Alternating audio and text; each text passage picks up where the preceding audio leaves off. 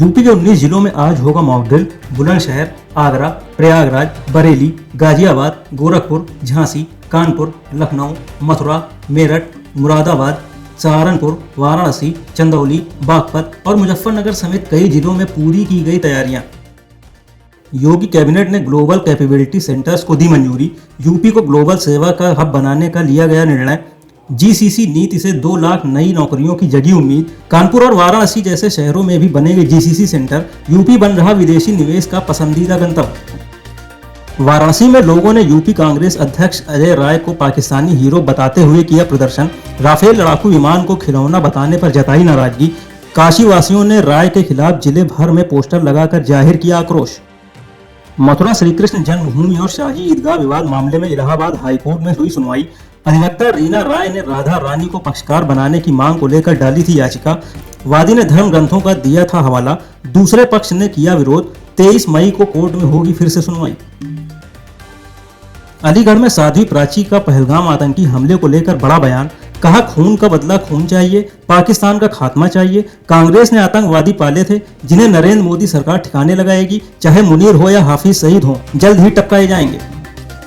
महाराजगंज में सरकारी जमीन पर बने मदरसे पर चला प्रशासन का बुलडोजर। भारत नेपाल सीमा से 15 किलोमीटर के क्षेत्र में हुई प्रशासनिक कार्रवाई। 10 वर्षों से कब्जे में चल रही थी मदरसे की बिल्डिंग। सीएम योगी के आदेश पर ध्वस्तीकरण की कार्रवाई की गई तेज। बागपत में 18 वर्षीय 4 बच्चों की मां ने खुद को बताया अपहर्ता।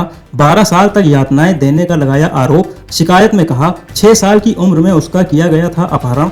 उसका मनतांतरण कराकर 6 साल तक किया गया रेप। एमपी के एक गांव की कलियर शरीफ की मजार से उठा ले गया था आबिद नाम का युवक। अलीगढ़ में युवक ने मारा राष्ट्रीय पक्षी मोर। पुलिस ने युवक को किया गिरफ्तार। युवक के पास से कछुए और मोर के बच्चे बरामद। थाने में युवक से जारी है पूछताछ। हिंदूवादी संगठन के लोगों ने किया हंगामा। हरदुआगंज थाना क्षेत्र का है मामला। पूर्वांचल एक्सप्रेस वे पर लावारिस हालत में मिला मवेशियों से भरा ट्रक में लदे थे 20 गोवंश। पुलिस ने ट्रक मालिक और चालक के खिलाफ दर्ज किया केस। हरिद्वार से पंजीकृत था ट्रक, लेकिन आगे और पीछे लगे रजिस्ट्रेशन नंबर अलग अलग होने से हुई फर्जीवाड़े की पुष्टि। नई दिल्ली में चुनाव आयोग से मिली बीएसपी सुप्रीमो मायावती। महत्वपूर्ण मुद्दों पर हुई बातचीत। उनके साथ राष्ट्रीय महासचिव सतीश चंद्र मिश्रा और राष्ट्रीय कोषाध्यक्ष श्रीधर भी रहे मौजूद। ये मुलाकात आने वाले यूपी विधानसभा चुनाव को लेकर मानी जा रही काफी महत्वपूर्ण। मॉक ड्रिल को लेकर प्रमुख सचिव गृह की अहम बैठक। संवेदनशील क्षेत्रों और नेपाल सीमा से सटे जिलों पर रहेगा फोकस। एयर रेड सायरन और ब्लैक आउट जैसी गतिविधियां होंगी शामिल। नागरिकों और छात्रों को दिया जाएगा प्रशिक्षण। यूपी के सिद्धार्थनगर, महाराजगंज और बहराइच में रहेगी विशेष सतर्कता। लखनऊ में घर का सपना होगा साकार। एलडीए की आवासीय योजना में 2505 फ्लैटों के लिए अगले महीने से शुरू होगा पंजीकरण। निम्न और मध्य आय वर्ग के लिए 6 से 25 लाख की कीमत के होंगे फ्लैट। देवपुर पारा के कबीर नगर में कई आकार के फ्लैटों का हो रहा निर्माण। अलीगढ़ से जल्द संचालित हो सकती है मेमू ट्रेन। यात्रियों की संख्या की जानकारी जुटा रहा रेलवे प्रशासन।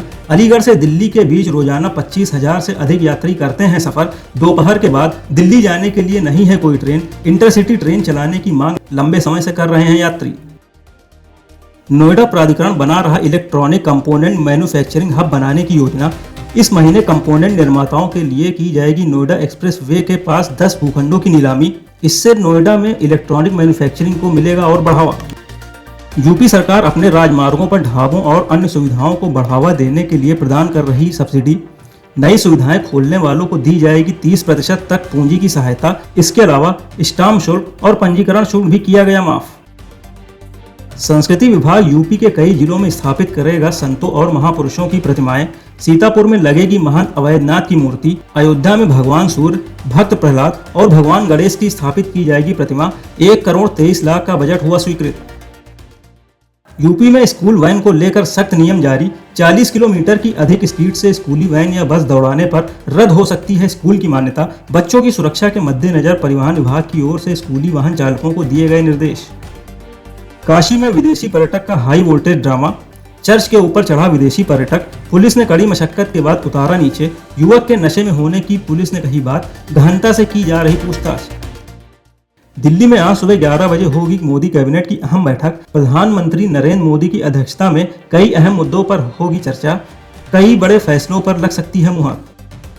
आईपीएल 2025 के 57वें मुकाबले में कोलकाता नाइट राइडर्स और चेन्नई सुपर किंग्स के बीच होगी भिड़ंत। ईडन गार्डन्स स्टेडियम में आज शाम 7:30 बजे खेला जाएगा मैच। सीएसके प्लेऑफ से पहले ही हो चुकी है बाहर।